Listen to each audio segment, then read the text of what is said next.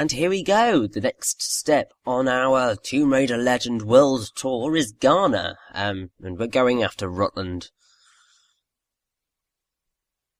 Just in the hope that we will be able to get that bloody artifact off of him. Because I think it's going to be very, very useful to us. And I do mean that very, very seriously. No sign of Rutland so far. Have we worked out what he's doing here? No, but there's something else. Okay. Going over the map, Winston said your parents have been there. Your dad. Oh, very interesting. That's not so peculiar. It happens occasionally. Oh, and that is beautiful. If all else fails, I can get into the postcard business. Quite. That's very impressive. Oh, now look at the little termites mucking it all up.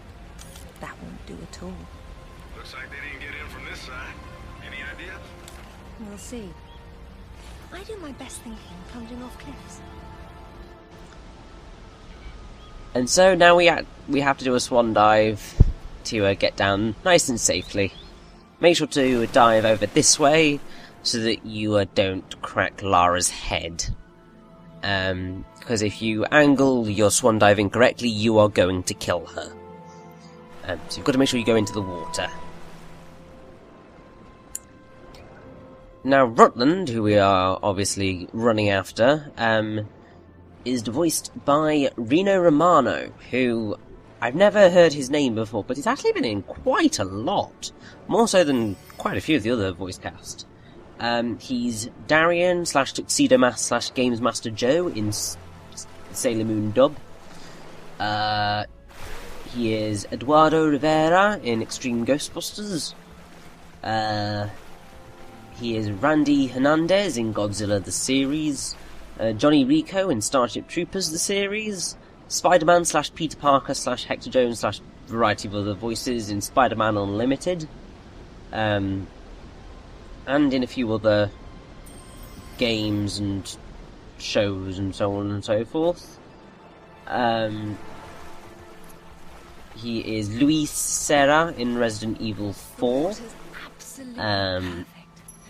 He's the Batman / Wayne, well, Bruce Wayne, in the Batman TV series, so that was 2004 to 2008. And he's the narrator in Curious George. So, he's been in quite a lot. Whether you recognise his voice or not is a different matter, but he's definitely been about. And seeing as I'm covering the rest of the voice cast, and as I have been doing for a while, Anaya, who we are never going to see again, was voiced by Melissa Lloyd, who has really, really not been in that much. I think her main role is in Broken News as Sam Graham, Bullet Points presenter.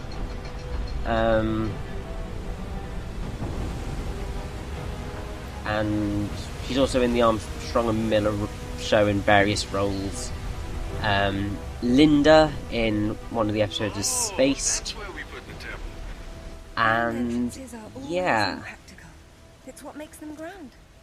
She's not really in a whole lot. You're a busy beaver, aren't you? Oh look, it's Rutland. Fancy dropping down for a chat then? Only if you can shoot this far. You know Oh, I long-distance think we relationships can, inevitably Rutland. come to an end. I'd wish you luck with that, but, you know. Alistair should really have a look at this.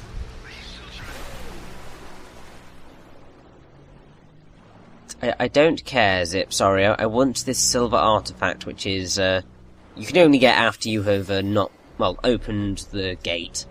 Winston, who doesn't really have a lot of lines in this game, or in any of the games really, he's voiced here by Alan Shearman, who is most well known for his work on Happy Feet, Aragon, and Escape from New York, apparently. he does a couple of voices in The High Fructose Adventures of Annoying Orange. That despicable thing. He's Huang Zong in Dynasty Warriors 7.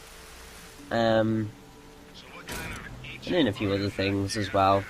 The modern kind. He's Marco Polo in a TV movie called Marco Polo.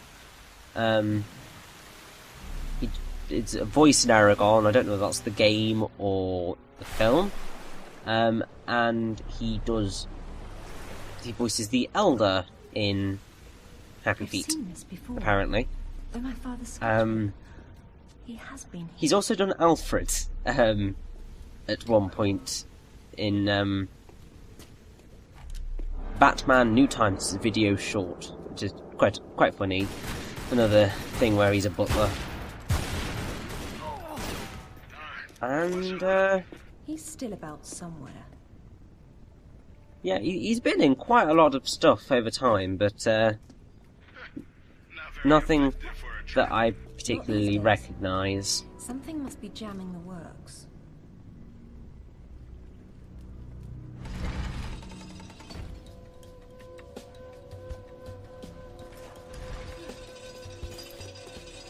So, the main thing that we have in Ghana is that there are a number of traps that aren't quite working properly right now that we have to get working. Also, we have a lot of guys to kill. Now, Lara's mother, Lady Croft, is voiced by Eve Carr, who is voiced a variety of things. In Dark Souls, she's Alvina the Dark Root Wood. We'll get there eventually. In the very terrible Harry Potter and the Deathly Hallows Part 2 video game, she voices Minerva McGonagall, because they evidently couldn't get Maggie Smith. She's Claudia in Dante's Inferno, the video game. Elder Miriam in Dragon Age Origins. She's Countess Rostova in TV miniseries Of War and Peace. She's Mrs. Hedges and Betty Blight in Wallace and Gromit: The Curse of the Were-Rabbit. Does look like she's voiced Professor McGonagall in pretty much all of the Harry Potter games ever made. So that she's their go-to Maggie Smith voice.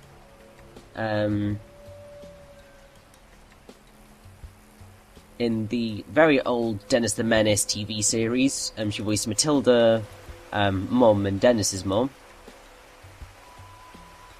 And yes, that's about that. And then Child Lara, who also doesn't really have that many lines, but there are a few, is voiced by Charlotte Sparry, or Sperry, I don't quite know how to pronounce her last name either. And that is literally her only role that she's ever done that IMDb letting me know about. So, yes, that's about it. And now we can actually get on to the intricacies of Ghana. So we have these water wheels that we need to utilise to progress.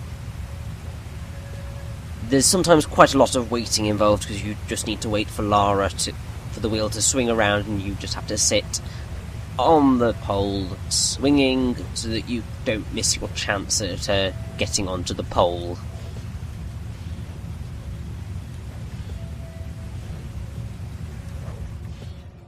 Thankfully, Lara's reasonably good at getting to it. Same can't be said for some of the other moments. I'll have to get these traps moving to pass through. Only you think of it that way. I don't like it. You're not living if you don't live a little dangerously. Well, yes, Lara, but if you live dangerously, you might not be living anymore. So to get that particular water wheel moving, we need to head up here.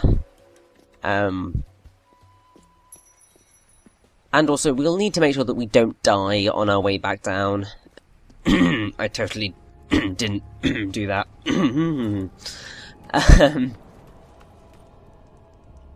But basically our goal is at the top of here, shall we say. Because Rutland has gone quite far in to this temple, tomb, place thing. Archaeological dig site, I should say. And, oh. Lucky, it's all drained. And there's a leopard that I didn't spot. Ah! You see, this is why you've got to keep your eyes open when playing video games, because otherwise you might get caught out like that. Thankfully, it didn't hurt me. Otherwise, that could have ended badly. It's not nearly as bad as the 6th mission of the game, in which you can't get any health restoration items at all until after the boss, which is the majority of the way through the chapter. Which is not fun. I do like that chapter though, it is really, really fun. And here we have basically a lever balancing puzzle. Got to make sure we get through it, and then we've got another one a little bit later on, which is much more annoying. Oh look, water, that would be very useful, I think.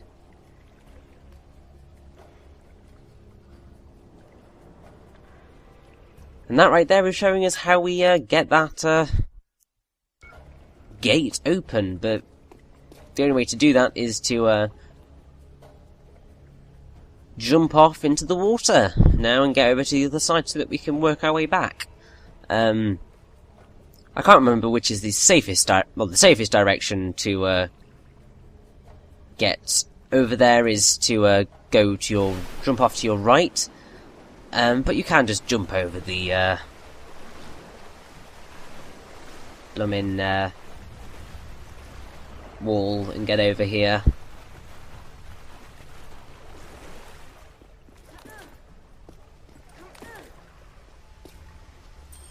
And you are going to want to jump, well, get over to here first because of that silver artifact, and then work your way back into that middle segment to get the platform that you need to be able to progress.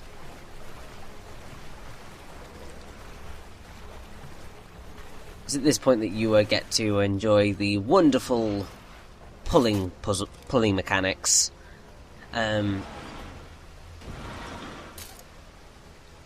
It gets worse. In the chapter that I actually really like, there are a couple of things that I really dislike. And you have this same pulling across water thing, and it's a lot more difficult and a lot more painful. Also, do be careful at these sections, because obviously if you fail like that, don't get trapped under the stones, because they will hurt you. Well, they'll do more than hurt you. If they land on you, they will squash you and you will die. But what can you do? And as soon as this has pulled its way back up, and we should actually be able to continue. Excellent. It's all about the timing. It's slightly annoying that you have to wait, but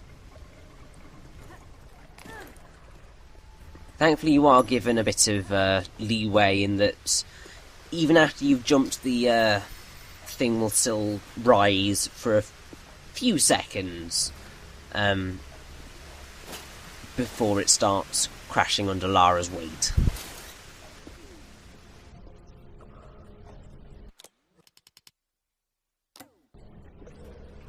And yeah, we're pretty much at the well, we are at the end of this room now. We just need to make our way over to that statue and pull up the gate.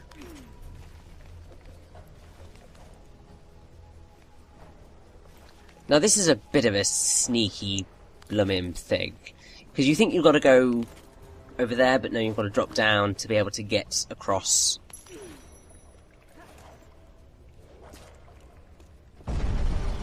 And yes, now the little trick that you are going to have to do here is knock off things to be able to get across.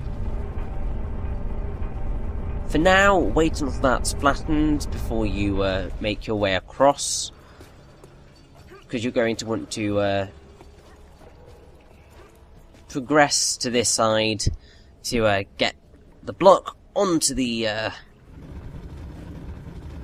little pressure plate to permanently open that shackle. And then we get a really horrible timing puzzle. It's not really a puzzle, but it's all in the timing of opening this shackle, running across, and then grappling the chest and pulling. But obviously you've got to make it across. And if you don't make it across successfully, Lara's probably going to die. But once you have accomplished your task, the water flows through, and everything should be working again. So I think that's a job well done. Also, there's the let's have a look, and there's no voices. But indeed, let's have a look.